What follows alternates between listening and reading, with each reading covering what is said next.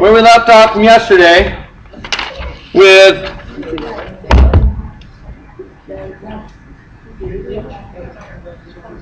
this is really the last time I want to have to say this, guys. We cannot get through this with a bunch of side chatter. You need a writing utensil. Yes. I just asked if anyone did. I have a few. Thank you. Okay, we're going to start where we left off yesterday. If you can get out the from America, from Europe, from H or page, that is where we're going to continue. We were talking about products.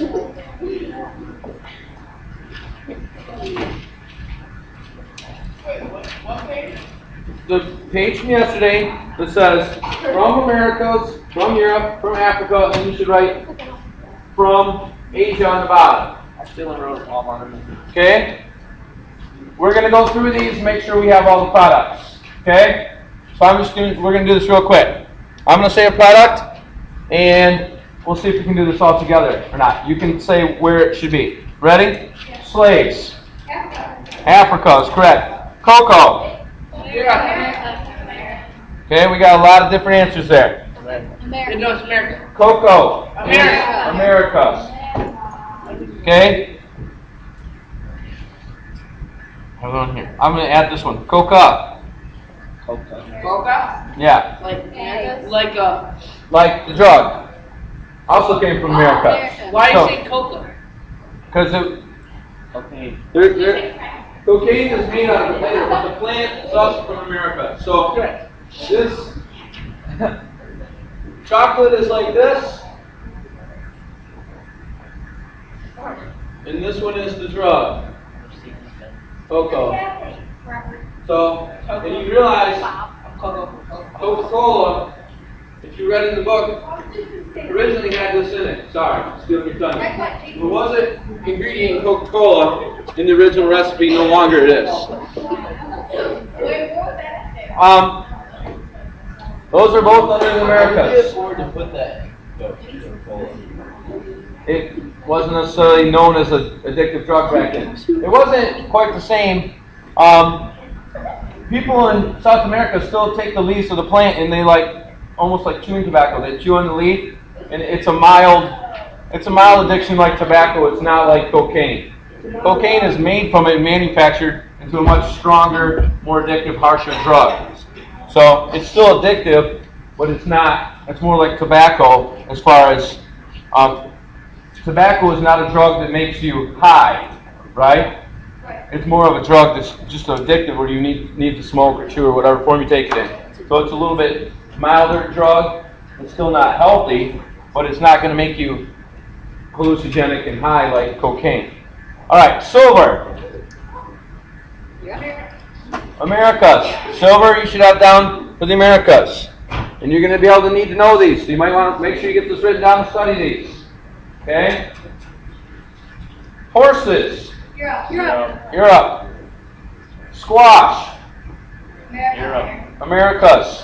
Pumpkin, squash, all come from Americas. I hope you're writing these down. I have it. Well, you might want to rewrite it because we're doing ones that we didn't all do yesterday. Some of these are the same, some are different. Tomatoes. Americas. Guns. Europe. Wait, what? Guns or Europe? Okay. Isn't gunpowder in Asia? It was tomatoes, but potatoes are also from America, so write them both down.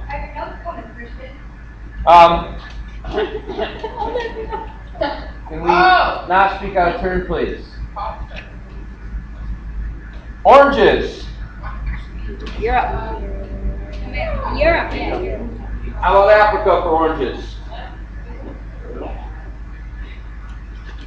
Bananas. Africa. Okay, Africa again. So, oranges and bananas are two pretty big fruits in South America, in southern states of the Americas. They did not exist before this. So those are Africa. Oranges, bananas. Syphilis. Excuse me. Syphilis is an STD. I'll spell it for you. You probably don't.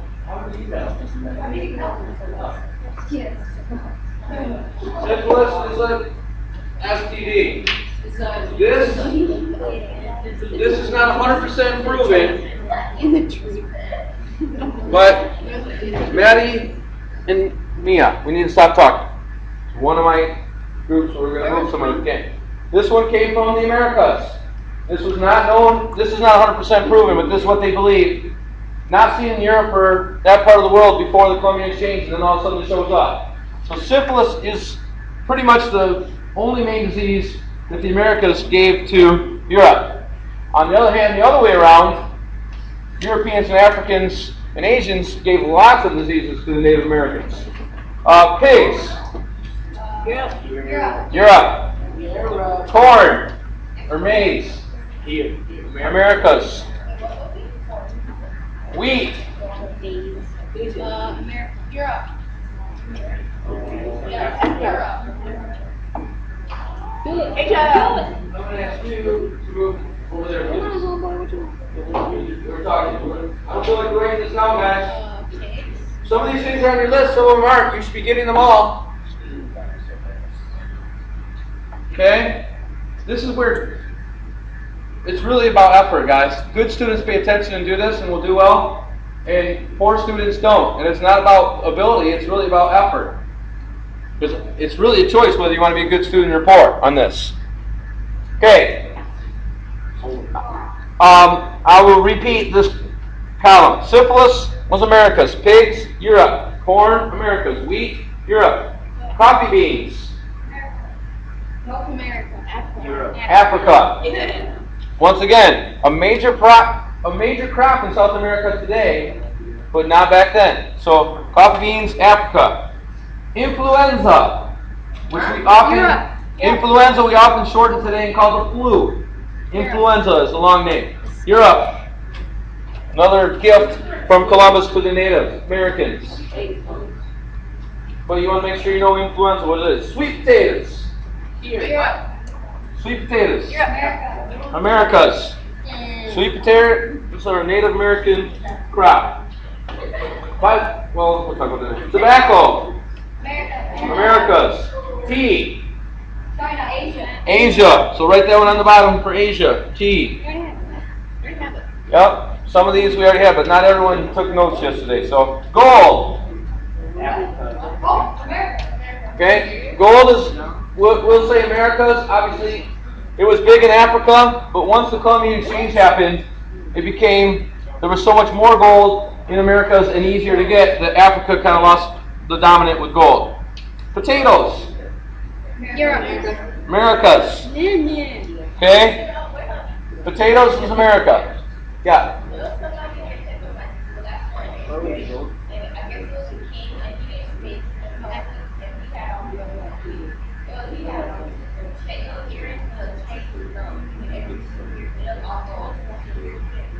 Okay?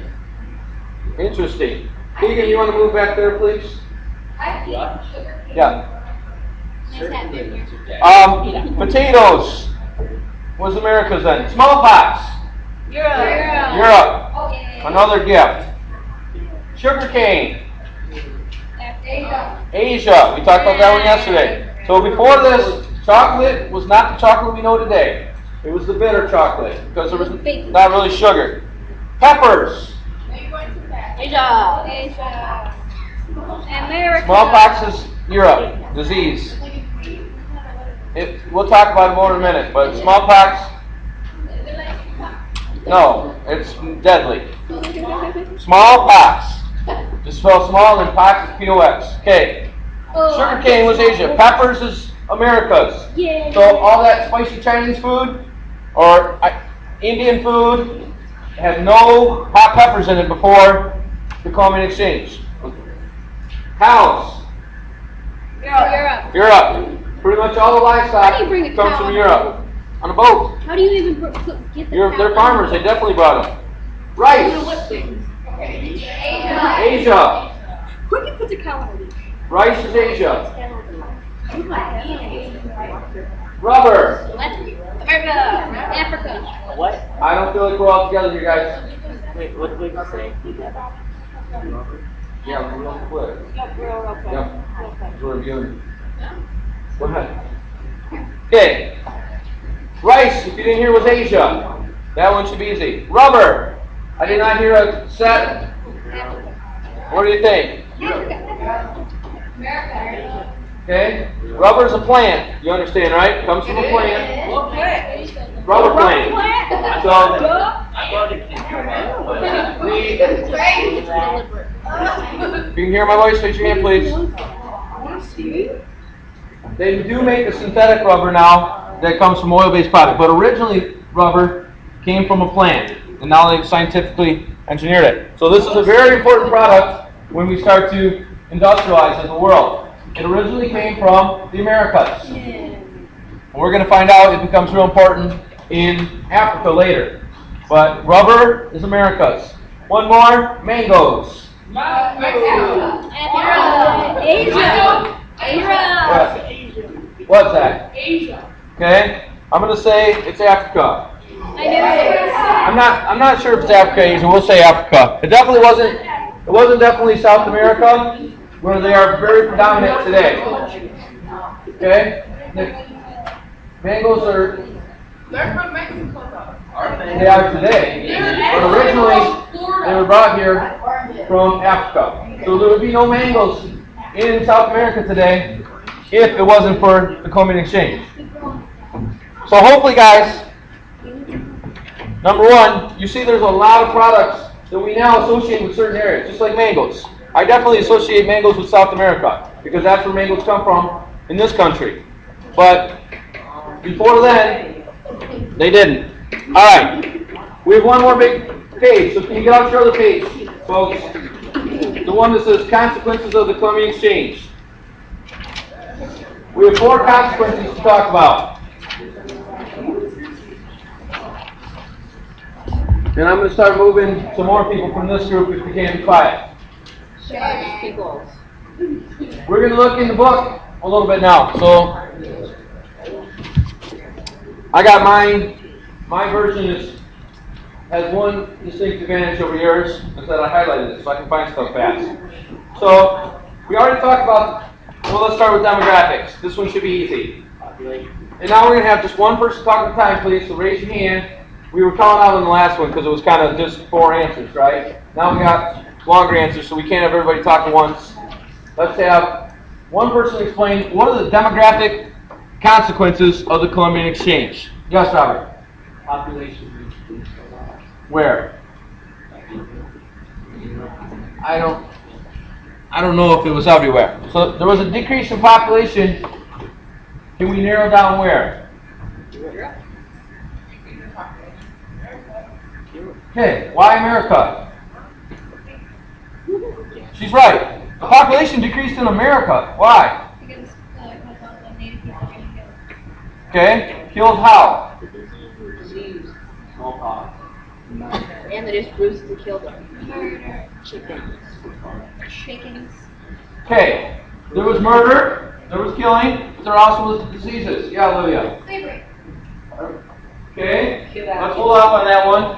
That's another demographic effect. Well, let's finish this one first, and we'll come back to that one. Zach, I'm going to ask you to move back over to your group, please, because there's constant chatter here. It's not really a choice, sir. Sure, sit over there. So we're not, be quiet. So, first of all, the primary course, guys, this is what you should know. Historians argue about this, but the general consensus is that 80 to 90%, you want to write this down? Where? 80 demographics of the Columbian Exchange. 80 to 90% of Native Americans died because of disease, and the number one killer was smallpox. 80 to 90% of Native Americans died from disease, number one killer, smallpox. Are you with me, Jocelyn? What? Demographic for the Columbian Exchange.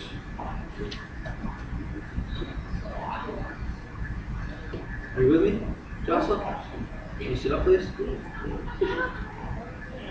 Jocelyn, you need to sit up, please, and take some notes. Can you do that, please? Thanks. We don't want to know this. I need stuff. Yeah. Can I get through? What? I don't know. I highly doubt it. Kyle, quickly. He has to go to the loo. Okay. Zach, you haven't moved, and now I'm going to move someone else in that group. You can't be quiet. Steve? It shouldn't take that long, sir. Okay, so 80 to 90% die from disease. That's a major demographic change. Can we agree? Okay. Let's go back to Olivia's now. Slavery. What's the demographic change there? Correct me. Yes. Yeah. Well, when Columbus came, took over everything and made America great. Okay. So Native Americans were slaves, and most of them then did what? We just talked about. Died. So now what? Native Americans are slaves, but they're all dying. So now what? No slave. No slavery. So slavery ended then. No, what happened then? They. I know they said can't put it Next. What? And all the time from once the Native Americans died, Yes. if they went to Africa and got them. Okay. So number 2 under demographics. Heather, can you move it over here, please? Sure. Sit by Jocelyn at the table. The next demographic thing is tons of Africans were brought to this country as slaves. That's a demographic change, is it not? What? Okay. Let's write that down, please. I knew it was gonna happen. Still gonna get caught. Take away from me. It's not gonna stop. The guys, I know it's Friday, but we need to focus, please, so we understand this. You should have written down what we just said. I don't feel like very many people did. I'm going to say it again. Africans were brought by the thousands to the Americas as slaves. That is a demographic change. That's a change in population. So write that down, please. Africans brought to the Americas by the thousands as slaves. That's a demographic change in the world. Who else came here by the thousands that wasn't here before? Europeans. They came here by choice, though, right? Yeah. So Europeans came here by choice. Africans came here by force. This is major demographic changes in the world. Okay? Let's move on to environmental. What are the environmental?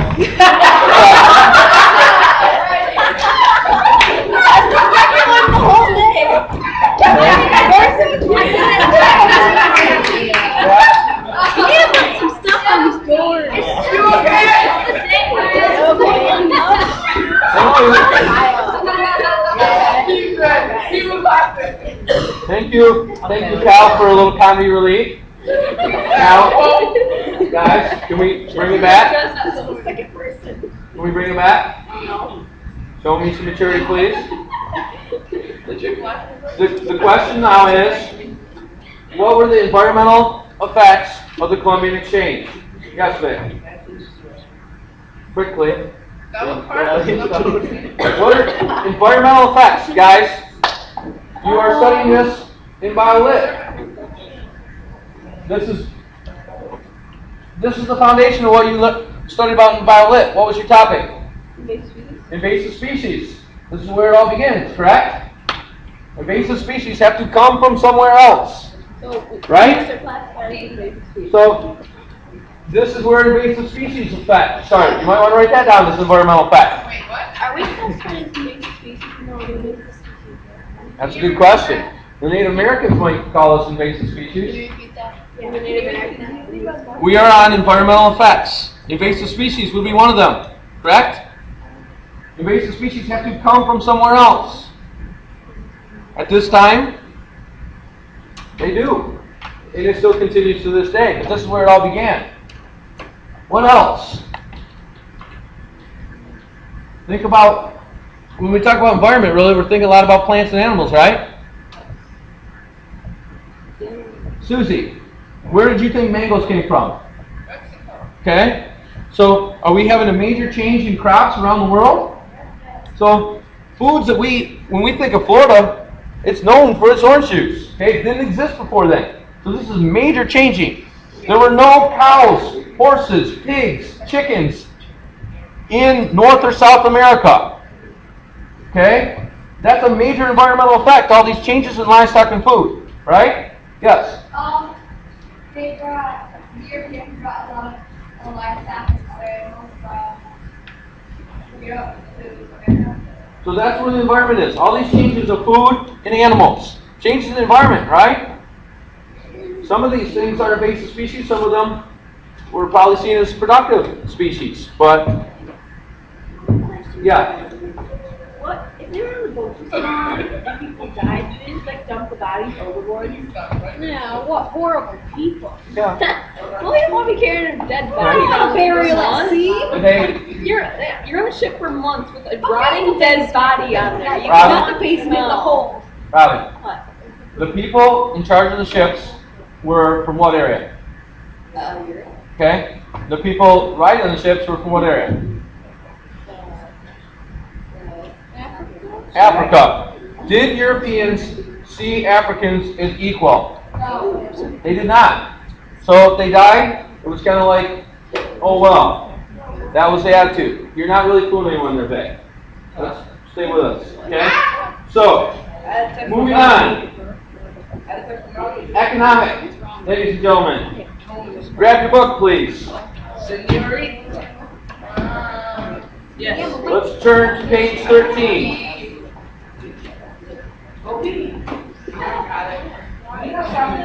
You get smart with your books. Watch your mouth. Excuse me. Okay. I like how the book started off with 5 people, now it's gone back to 13. Page 13. Thank you, ladies, for staying with me. Page 13, last paragraph. Can I volunteer to read I will just the first few sentences, I guess. Okay, Vic, thank you. But again, listen up, page 13, bottom paragraph. We're going to read the first couple sentences.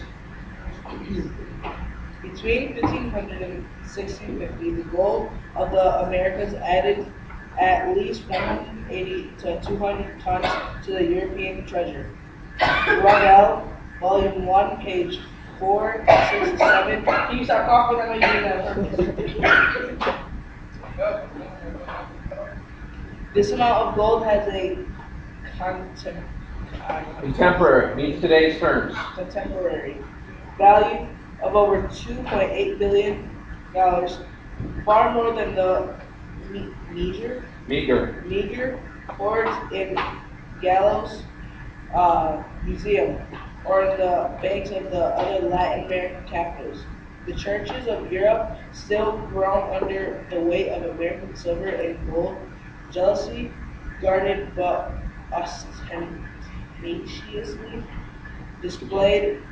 Thank you. We'll stop there. So, if you go to Europe today and you see the churches are beautiful, all full of gold. And what ostentatious means there, it just means we're being real proud, showing it off. And where did all this gold come from? Us? The Americas. It's a place. So, and the Gallows Museum there is a museum in South America. So they're saying the museums in South America aren't full of all this gold because the Europeans took it off. Does that affect the economy? I guess, yeah. Sure it does. Let's turn to page 19, please. Someone want to read page 19? The top paragraph. So let's just raise your hand. Go ahead. We'll have turns for lots of people. Go ahead. Page 19. Top paragraph. At the time, the discovery of America, Europe had only about 2 million minimum value of the gold, so approximately $2 per person. By 1600, Louder, please. by 1600, this value of precious metal had increased approximately 8-fold. Mexican mint, along with coins, $2 billion worth of silver pieces of 8. Okay, so there's all the money 8 times in about 100 years. the wealth of Europe. I'm going to read this next line in the second paragraph towards the end. 3/5 of the bullion, which is a name for the coins that they made out of gold, entering Spain from America, immediately left Spain to pay debts. So, did the Spanish hoard all their money? No. No, they did what lottery winners do. They started buying. They bought ships. If you need more ships to bring more gold over, right? If you know there's a bunch of gold over there, Spain had to buy ships. And then what else did they have to buy? You need warriors. You need soldiers. Because guess what England started doing? They started fighting. It was like, Piracy. We have the English become pirates because they said, we'll let the Spanish run these colonies. We'll let the Spanish run the slaves and have them do all the mining. We'll let the Spanish load it all on their boats, and then we will attack the Spanish boat and steal it all. It's much easier. We'll let Spain do all the work, and then we'll steal it. So, economic, on your paper, guys, here's some of the economic effects. Lots of money in Europe. And not just Spain, because Spain spends it all. So it starts spreading to the Netherlands. It starts spreading to China, because they start buying silk and things from tea.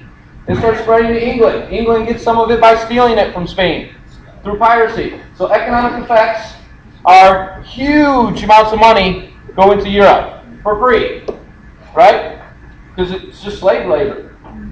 So Europe becomes a powerhouse in the world. Before this, who was the economic powerhouse in the world? Asia. So power shifts from Asia to Europe. Asia had everything that people wanted to buy. Tea, silk, cotton, some of that. Well, Europe had some of that too. But spices. So Asia was kind of draining all the world's gold and silver because they had everything people wanted. And now the power shifts away from Asia to Europe. Now they're getting it all for free. So, next one. Page 20. I'm sorry, page 21, please. We have someone who wants to read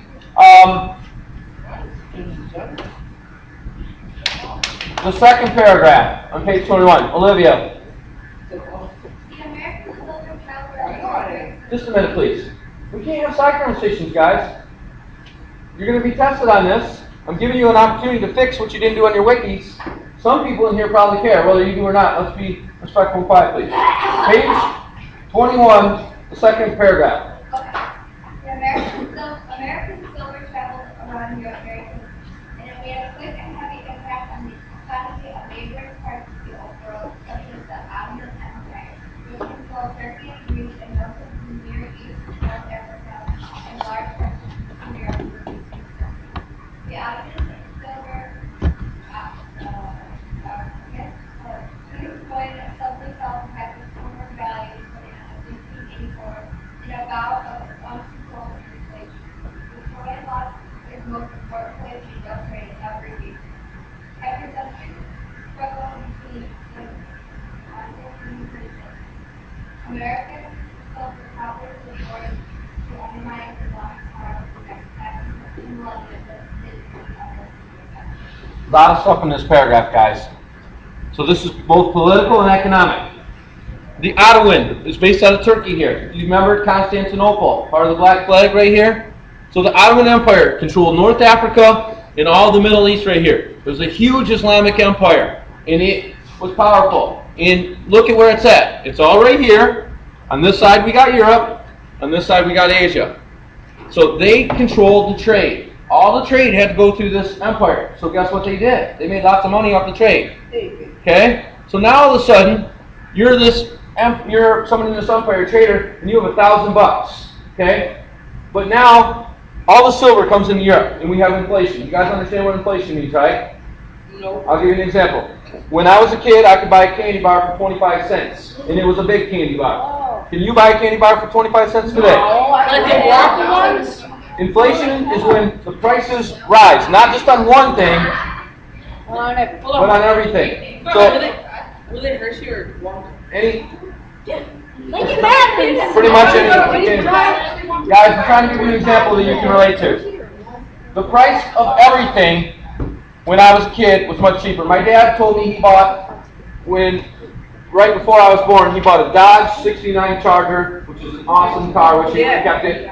He bought it brand new for $3,500. Brand new car, 1969 Charger. That car is a sweet car, power car from the just before the 70s. So prices go up, and we have a lot of inflation nowadays. So what happened then is you have rapid inflation. So maybe prices go up 100% in just a couple years. So maybe your bread costs $1, and then next year it costs $2. But imagine if that's for everything. So all this money here isn't worth as much money. So let's say you had $1 million. But basically, $1 million is only worth $500,000 next year. That's what inflation does. So this area lost power, and China lost power because of this inflation. The people who gain power is Europe. I'm tired of that. I'm really tired of it, Christian. Set them on the table.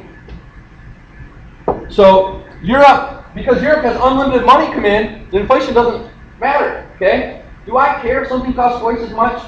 If I have a credit card with no limit, do I care how much it costs? No. Can we put that away, please? So inflation doesn't matter in Europe because they got money coming in unlimited. Inflation doesn't bother rich people. So a car used to cost $10,000, now it costs $20,000. If I got $1 million, it doesn't matter. So it doesn't affect Europe, but it affects these other countries. Make sense? So under economic, there was massive inflation because of all this silver and gold. And it really hurt the Ottoman Empire, Turk Empire, and it hurt China.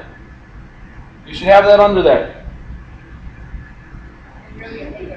It affected the Ottoman Empire. It's called Ottoman.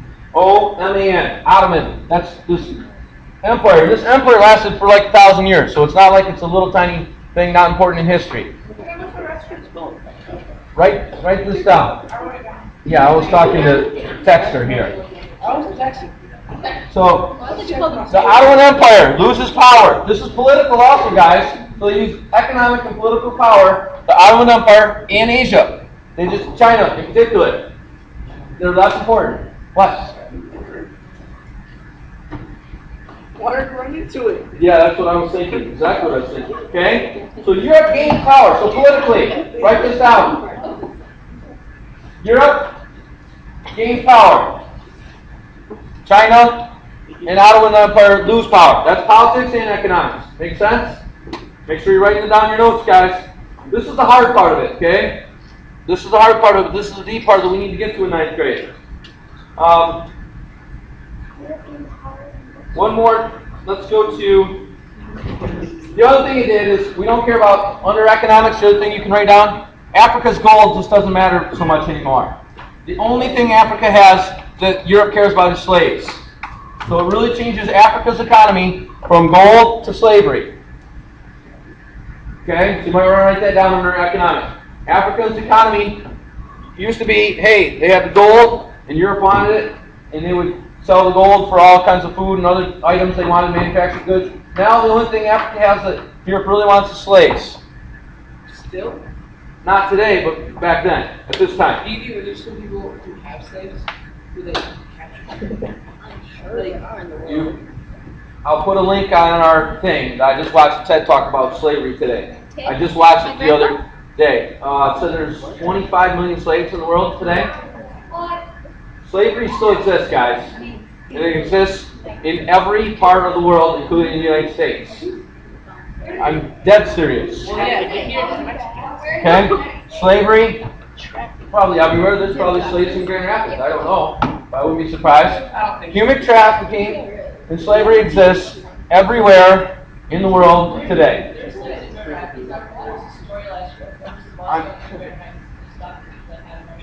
So, and the definition of slavery that I'm using is not some strange definition. It means people who are forced to work and are not paid. That's what a slave is. You are forced to work and you can't, not by your choice, and you can't get out of it, and you're not paid. That's slavery, and it exists everywhere in the world still today. That is the truth. I'll put a TED Talk on there. It's 20 minutes long, but it's a guy explaining about it. I just watched it this week. I want to bring it up sometime in class, but since you brought that up. All right, where was I? So we talked about slavery. The other thing that happens during this kind of economy, guys, this is when capitalism really starts. Some people give this the start of capitalism. This idea of we now have enough money that we can just buy and sell things and make money. Capitalism starts. You might want to write that down, folks. Capitalism begins.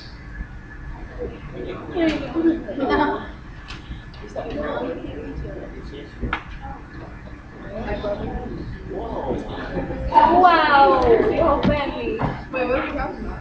You say what is it? Capitalism starts. Moving on. Page 87, please. And I'm just picking out certain key parts of this book. Page 87. Potatoes. Potatoes affect the economy and the population. Page 87. Someone want to read the bottom paragraph. And let me just mention, Adam Smith is considered the person who came up and founded the idea of capitalism. So he's important person in capitalism. Someone want to read the bottom paragraph. Thanks, Rosie.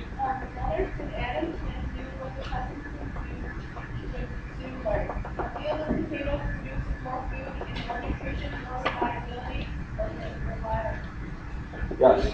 And with less labor that they feel ended any rate. Okay, you can stop there, right there. Okay? What's the difference between growing potatoes and growing wheat when you think about the weather? Potatoes. Olivia. Potatoes are underground. Okay? So if we have bad storms and stuff, are potatoes affected very much? Okay? Potatoes don't suffer problems from storms as much as like wheat, a grain. So what happened is people, if you had a bad crop, someone in your family is probably going to die this winter in Europe before this. Okay? That was life. If you didn't get a good harvest, you can pretty much look and say, probably one of my youngest children or one of my grandparents is going to die. One of the older young people, they're not going to make it through the winter because we don't have enough food. Potatoes come in. They can get more nutrition on a smaller area, and they're a more consistent crop that the weather doesn't affect, and we see the power shift. So write this down as an effect for political. Power shifts. All the power, guys, in the ancient world is right here. We had Greece, we had Rome, we had Spain, we had Turkey, we had Egypt as a major power. All the powers are these warm places around the Mediterranean where they can grow food and they have good weather all year long. Now, after the Middle Ages, after this, power shifts to the north. Now we start to have power in Germany, France, England, later Russia. The power shifts north because now these northern people can grow food. And Bill, you can't have an army, guys, unless you have food. Okay? If I'm king, and I'm going to take half the good young men out of my country to be an army for me, number one, I got to have extra food to feed them because these are the workers, right? If you're taking young men, these are the workers that should be out in the field. I'm stealing them to make an army to fight for me, to be powerful. I got to have enough extra food to feed this army, and I got to have enough people out there living that can produce that food to feed them. So you see how it costs money to have an army? Yeah. So even if I don't pay them anything, if I don't pay my soldiers anything, I force them to be my soldiers, I still have to feed them, and that costs money. And if my country can't grow enough food, then I can grow an army. So potatoes give power to the north. That's a huge change. Make sense? Same thing with corn. Europeans didn't like to eat corn. Why? Corn was not real popular in Europe. Corn is good. What did they use corn for? Corn is groovy. To feed their animals. So we got a huge population growth from potatoes for people. Corn does the same thing for animals. Now I can feed all my animals. And if I live in a place like Michigan, where I can't grow food in the winter, but I can have lots of healthy cows, what can I get from cows? Milk. And then I got chickens. I can get milk and eggs. I got a consistent protein for my family in the winter when I can't grow anything. This gives more power. I can have more animals. So this again makes Europe stronger. Corn. Let me finish one more thing. Corn. So corn changes the animal food. Corn, though, is a people food in Africa and Asia. So in Africa and Asia, corn helps their populations grow because it's popular with people. Two other products. In China, sweet potato. Much like the potato in Europe, becomes a very nutritious food that dominates and helps Chinese people grow. So corn, potatoes, sweet potatoes change the world in the food and help population explode in these countries, in areas. Does that make sense, everybody? Yeah. You have a question, Vic? No, you said you can only get milk and eggs. I'm just, meat. you You could can, have gotten meat. You could get some really nice big steaks. you can get meat, but let's think about it. You don't want to kill or butcher a female cow. So they're only going to butcher the bulls. Why? For meat. So they can have If you kill that female, you're getting rid of your milk. You don't want to kill her, and she can have another calf next year. So the female cow is more valuable because if you only have 2 or 3 cows, you want to keep those females. The ones you want to eat for meat are the male cows. You only need 1 male, right? He can do the job. You know what I'm saying? Yes, true. You only need 1 male cow, lots of females for milk. It's science. You got a bunch, baby. So all you need is 1 male cow. Maybe you don't even need 1. You just need 1 in your village, and you borrow your neighbor's bull. But but that female cow is worth that milk for a long time. So you keep her. And if you're poor, you just don't eat meat a whole lot. You might eat chickens or pigs. Pigs aren't very useful for other crops. So you butcher a pig. If you want meat, you have pigs. Because you don't get milk or eggs from a pig, right? Hold on a minute, please. Guys, we're waiting. Keegan is waiting to make a comment. Yes? if you were to harvest a bunch of potatoes in the fall, how would the potatoes stay good all through the fall? Okay? Potatoes can be stored pretty well in the cold climate. And they actually have documented they would store them in the ground and like in a cave kind of thing. They could keep them for about a year. So they could keep the potatoes, they might not be like fresh like you buy them from Myers. They might be getting bad, but they're still not rotten and they can eat them. And they're edible if you're in that kind of situation back then where you they ate rotten meat too. I mean, you kill a whole cow, you can't eat that one meal. So you keep it, and then a whole cow? You give it to your neighbors. Give it to people. That's how I get it. Most people can.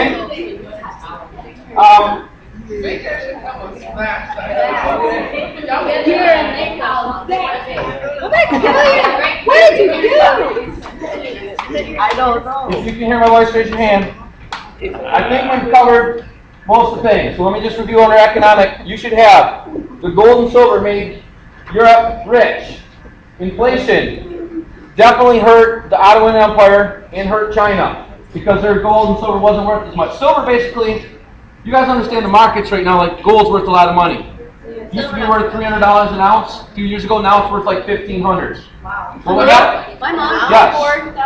That's why you have all the commercials on TV wanting to buy your gold and silver because it's worth a lot of money right now. 5 years ago, yes. Of course they do. I need us listening, please. What happened in Europe during this time, I'm going to make up numbers, but this is kind of what happened. Silver went from being worth, let's say, $100 an ounce to worth $10 an ounce. So it went way down in value. Okay? But what happened is, maybe in this whole room of people, we might have 1 ounce of silver before this, all together. Now we all have 5 pounds of silver. So the price went way down, but we all have a lot of it if we're Europeans. Does that make sense? Where China and the Ottomans, they have the same amount. So theirs went way down in value. Ours went way down in value too, but we now have 10 times as more than we ever had. And maybe if we're peasants, we had none. And now we have pounds of it. So we stopped you two. So that's what happens with inflation. Political. Obviously, Africa lost power because Europe didn't want their gold. We didn't even talk about the political effects on the Americas. What's the political effect on the Americas? All the Native Americans, they had governments in charge, right? A lot of them are wiped out. So it totally decimates their political system. And what do you think happens in Europe? When we already talked about a little bit with England and Spain. What do you think happens between England and Spain? War. So you should have this in your notes, guys. Wars in Europe. We start to have tons of wars as we're now fighting over these colonies and resources. Who's going to control what part of the world? Who's going to control Africa? Who's going to control Americas? Who's going to get all this gold and silver? England starts pirating all the boats. Have you ever heard of the Spanish Armada? I said it because I was thinking the next one. Spanish Armada. The Spanish Armada. Spain had the best ships and the best warships in the world. It was called the Spanish Armada. And England had to deal with that. And they got a little lucky and defeated them. And it changed the course of history maybe. Because maybe today, get into, next thing, maybe if Spain would have beat England, that the United States would have been dominated not by English but by Spain. Maybe it would be a Spanish-speaking country with our roots in Spain, not England. But Spain would have won that war. That could have changed all of history, right? So maybe the United States today would look like South America. It'd be predominantly of Spanish descent. It'd be Catholic, Spanish-speaking. Could have changed everything. In Canada, maybe it wouldn't be French. We have all these French pockets because they control Canada. So all these things could have changed. Do we have any questions? So I'm going to repeat a few instructions. This test is going to be on Monday. Can we put that away, please? Test will be on Monday. It's going to be predominantly an essay test. Yes. So you're going to write these things out. So I highly recommend that you read over these notes and study them. If you can understand and explain these things in the notes, you should do well. If not, then you might not.